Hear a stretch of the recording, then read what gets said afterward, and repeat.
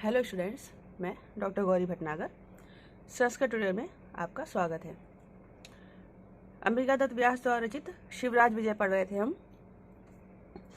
पिछले गद्यांश में आपने पढ़ा था कि योगी राज जो काफ़ी समय से समाधि में लीन थे, वो उठ के आ गए हैं और वो बैठे हुए हैं ब्रह्मचारी गुरु के आश्रम में। तभी एक बच्ची का रोने की आवाज़ सुनाई देती है, तो पूछते हैं कैसी आवाज़ है। तो ब्रह्मचारी गुरु उनको बताते हैं कि ये बच्ची कैसे प्राप्त हुई।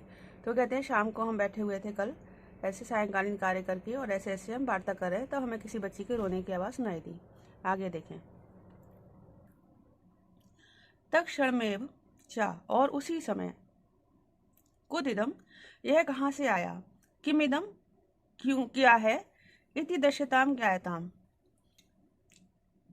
यह देखें और पता लगाएं, इति आदेश छात्रेषु विशिष्टेषु, इस प्रकार से आदेश देकर छात्रों को विशिष्ट भेजे जाने पर, क्षणांतरम, कुछ समय बाद, छात्रेण एक छात्र भयभीता सवेगम अति उष्णम दीर्घम निश्वसति, भयभीत हुई, डरी हुई, सवेगम अति उष्णम दीर्घम निश्वसति, जल्दी जल्दी, वेगम वेग के साथ, जल्दी जल्दी, बहुत ही गर्म और गहरी सांसें, लंबी सांसें लेती हुई, मृगी व्याघ्र आघ्रता, सिंह के द्वारा आघ्रता, सूंघी गई, मृगी हिरणी के समान, मानो किसी सिंह ने हिरणी को सूंघ लिया हो, डर गई हो, तो सिंह के द्वारा सूंघी गई हिरणी के समान, अश्रु प्रवाहे स्नाता, आंसुओं के प्रवाह से, आंसुओं की धारा से नहाई हुई, वे पथु, कांपती हुई, कन्या एक कन्या को अंक निधाय समानीता, गोद में लेकर आया। मतलब कहते हैं कि रोने का आवाज सुनाई दी, तो उन्होंने शिष्यों को इधर उधर चारों दिशाओं में भेज दिया कि पता करो कहाँ से आ रही है। तो थोड़ी देर बाद एक शिष्य जो है वो एक रोती हुई बच्ची को लेकर आया। चिरान्वेषणे नपि, बहुत समय तक खोजे जाने पर भी, तस्या सहचरी सहचरो वाना प्राप्ता, उसका कोई संगी साथी नहीं प्राप्त हुआ। ताम चा चंद्रकलियव निर्मिताम, और वह मानो चंद्रकला से बनाई हुई, नवनीत नैम रचिताम, मानो मक्खन से रची गई, मृणाल गौरीम, कमलनाल के समान गौरवर्ण की, कुंद कोरका अग्रदंतीम, कुंद फूल पुष्प की कोरक, कुंद की कली के समान, कली के अग्रभाग के समान, दंती दांतों वाली, सक्षोभम, दुख के साथ, रुदतिम, रोती हुई,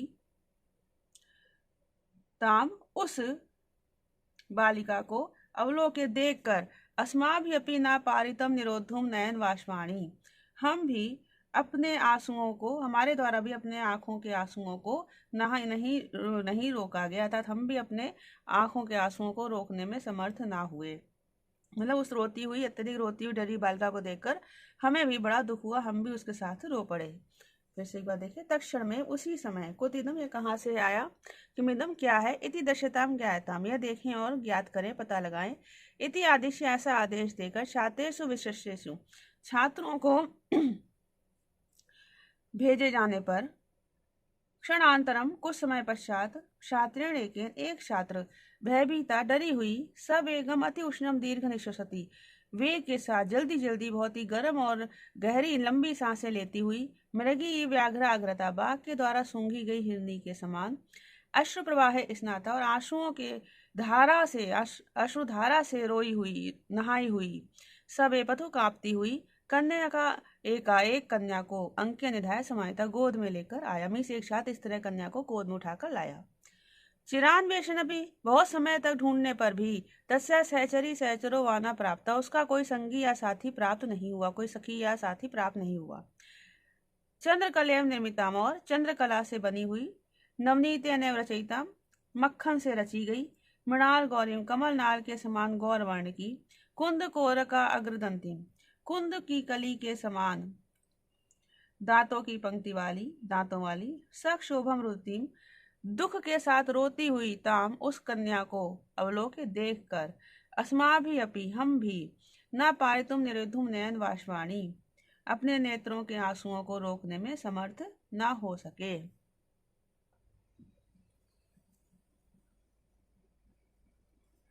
अथ, इसके पश्चात, कन्या के, हे कन्या, हे बालिका, माँ भैषी पुत्री, हे पुत्री मत डरो, तो आप मातु समीपे प्रापिष्यामा दुहिता, हे पुत्री, तुम्हें माता के पास पहुंचा देंगे। खेदम आवे, दुख मत करो।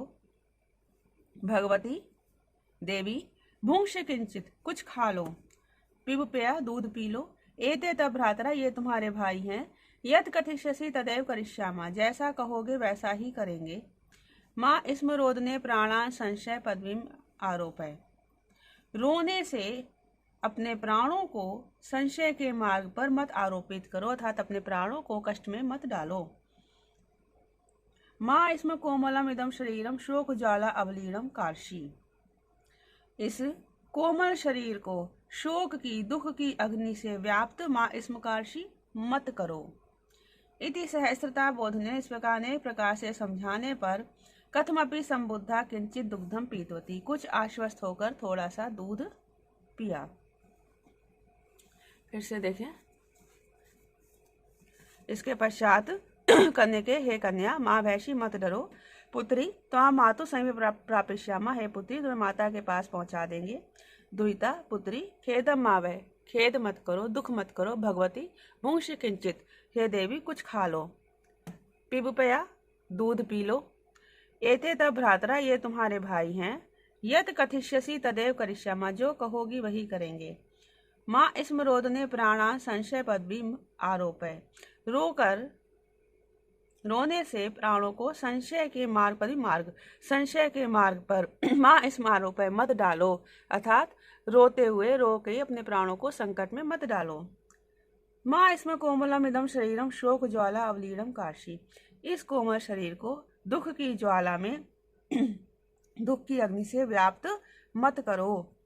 इति सहस्रदा बोधने, इस प्रकार अनेक प्रकार समझाने पर कथमपि संबुद्धा, किसी प्रकार आश्वस्त होकर किंचित दुग्धम पीतवती, कुछ थोड़ा सा दूध पिया। ततश्य, और इसके पश्चात मया क्रोडे उपवेश, मैंने गोद में बिठाकर, मेरे द्वारा गोद में बैठाकर, बालिके, हे बालिका, कथय क्वा ते पितरो, बताओ तुम्हारे पितरों, माता पिता कहाँ हैं। एक शेष द्वंद्व समास है यहाँ पर, पितरों यूज किया है माता और पिता दोनों के लिए, तो तुम्हारे माता और पिता कहाँ हैं। कथम एतस्मिन् आश्रम प्रांते समायाता, इस आश्रम प्रदेश में किस प्रकार से आ गई हो। किम ते कष्टम, तुम्हें क्या कष्ट है। कथम अरोधी, क्यों रो रही हो। किम वांछसी, क्या चाहती हो। किम कुर्मा, क्या करें, अर्थात हम क्या करें, तुम्हारे लिए क्या करें।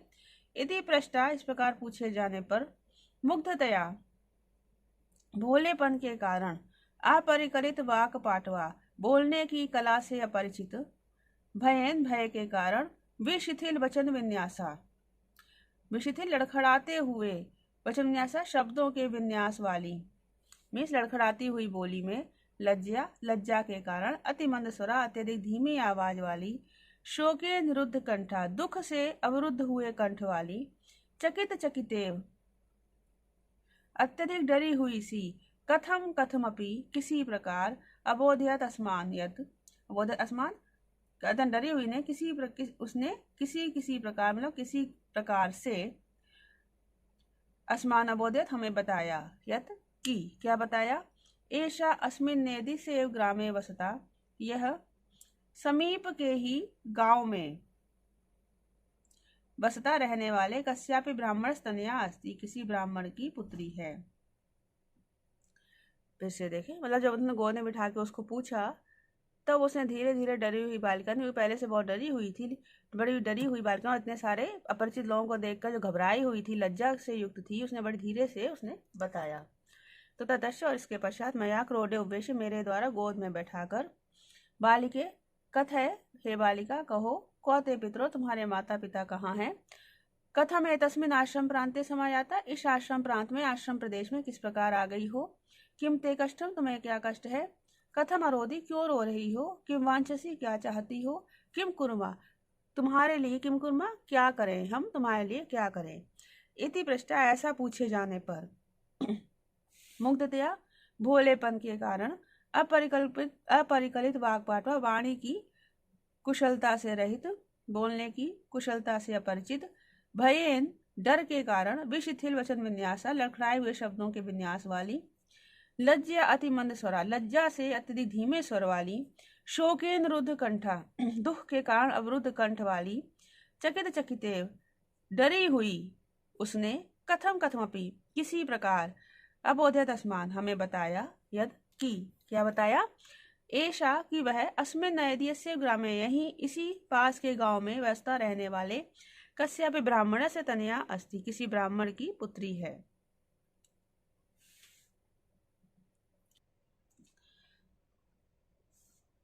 एनाम चा सुंदरी माकल्य, और इसको सुंदर सोचकर, कोपि यवन तनयो कोई यवन पुत्र, नदी तटात मातु हस्तात आछिद, नदी के किनारे से माता के हाथ से छीनकर,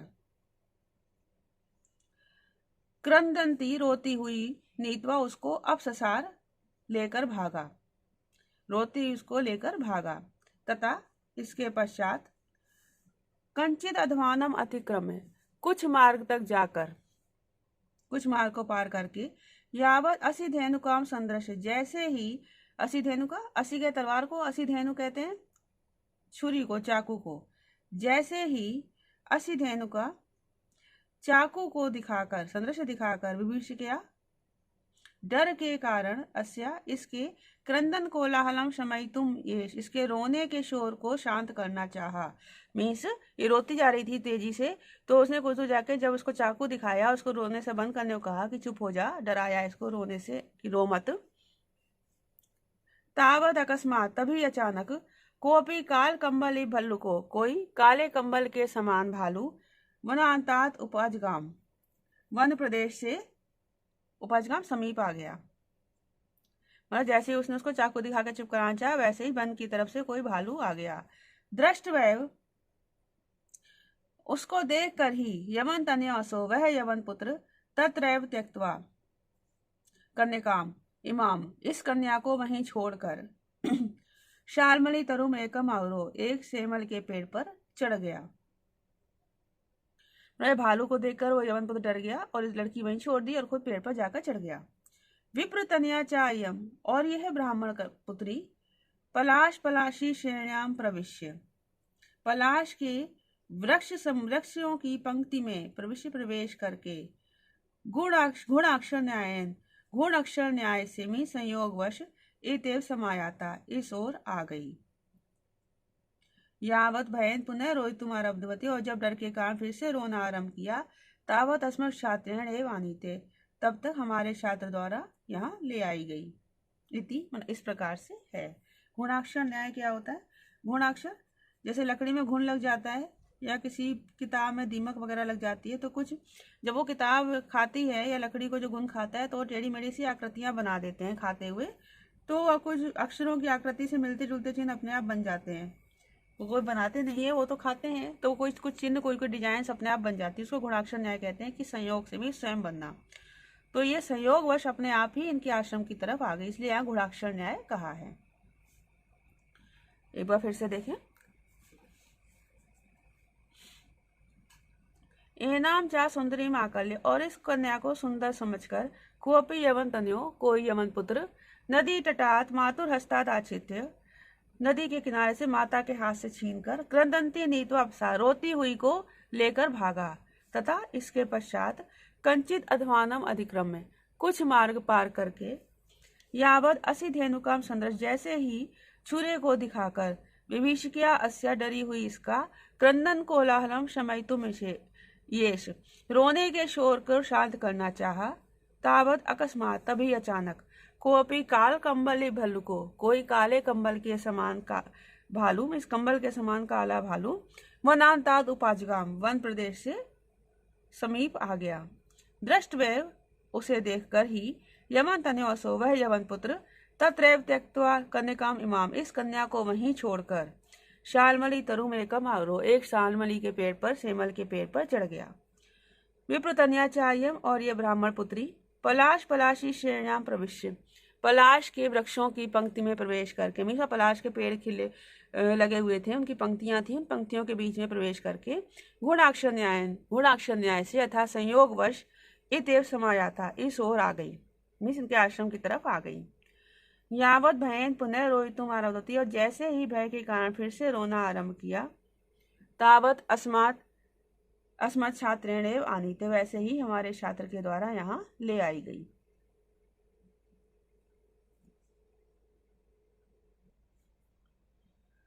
तदाकर्ण्य कोप ज्वाला ज्वलित योगी प्रोवाच। इसे सुनकर क्रोध की ज्वाला से जलते हुए से योगी बोले, विक्रम राज्य अपनी कथमे पातकमयो दुराचाराणाम उपद्रवा। कहते हैं कि राजा विक्रमादित्य के समय में भी दुराचारियों का ऐसा पाप से युक्त उपद्रव क्यों है। तथा सावाच, तत्पश्चात वह बोले, वह कौन, आश्रमवासी मुनि बोले, महात्मन को अधुना विक्रम राज्यम, विक्रमादित्य का राज्य अब कहाँ। वीर विक्रम से तू भारत भुवम विरह, वीर विक्रमादित्य को तो भारत भूमि छोड़े हुए गत से वर्षाणाम सप्तदश शतकानि व्यतीतानि, सप्तदश 17 शतकानि 100, 1700 वर्ष व्यतीत हो चुके हैं। मतलब वो कहते हैं कि वीर विक्रमादित्य का राज्य अब कहाँ है, उनको तो इस भारत भूमि से गए हुए 1700 वर्ष व्यतीत हो गए, 1700 साल हो गए उनका राज्य समाप्त हुए।